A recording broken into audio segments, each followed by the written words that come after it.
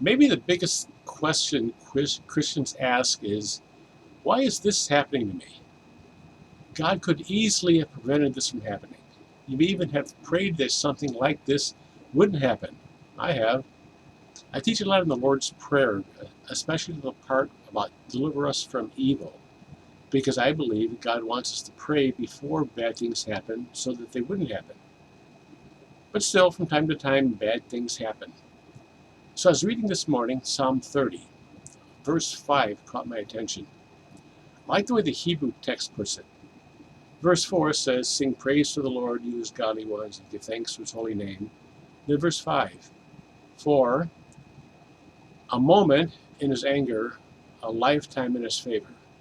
In the evening, we'll spend the night weeping, and at the morning, a shout of joy. It's not like I will spend the night weeping, but weeping will spend the night. The Hebrew reverses the word order, emphasizing that the weeping is just for the night. One of my favorite Bible commentators called a moment the briefest time that is known to usage. So we might ask, well, why bother? If this is merely a speck of time in God's mind, and comparatively speaking in ours as well, then why do it? Why would God allow or bring it, this bad thing in my life? Psalm 30 gives us several reasons for this. First, the issue isn't really so much about God causing bad things to happen, but we just aren't aware of how much the good things that happen in our lives actually depend on God's active action on our behalf. Verses 6 and 7 says here, now as for me, I said in my prosperity, I will never be moved. The word for prosperity here emphasizes more the ease of the prosperity rather than magnitude. This is people in prosperity relaxing in their wealth. And then verse 7, O Lord, by your favor you have made my mountain to stand strong. You hid your face, I was dismayed. Well, that was a quick change. Going from a feeling of total confidence to feeling like you've been hit by a truck.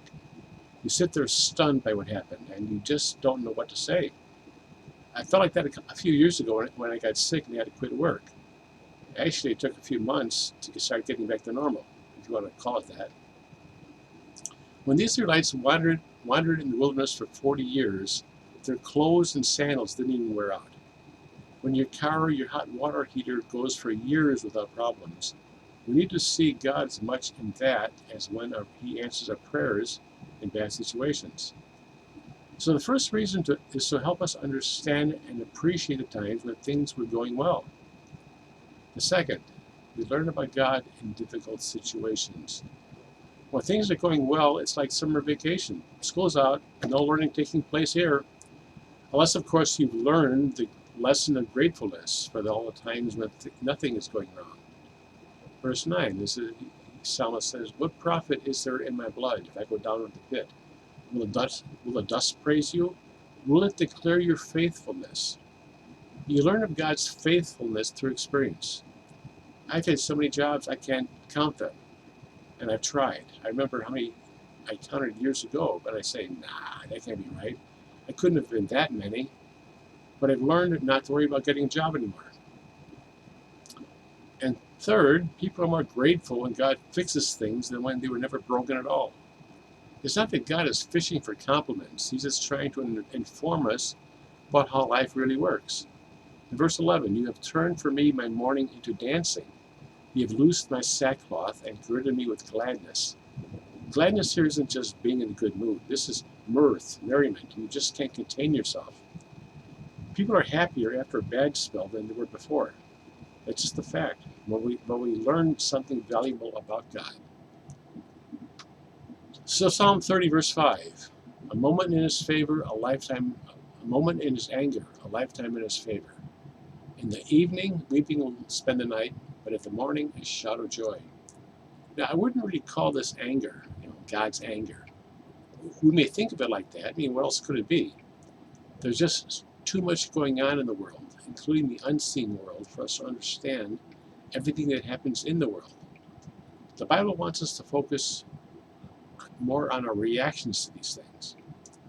The man in the Psalm's life was shattered.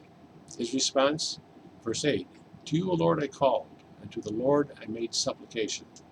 And verse 10, Hear, O Lord, and be gracious to me. O Lord, be my helper. And he found that God would help him. Now again, as I will say so often in closing, I don't expect one short lesson will solve every problem or answer every question. They're all like pieces in a puzzle or individual bricks. You put them all together to form the big picture, or to build your life so that you can live well or a wall big enough to protect you.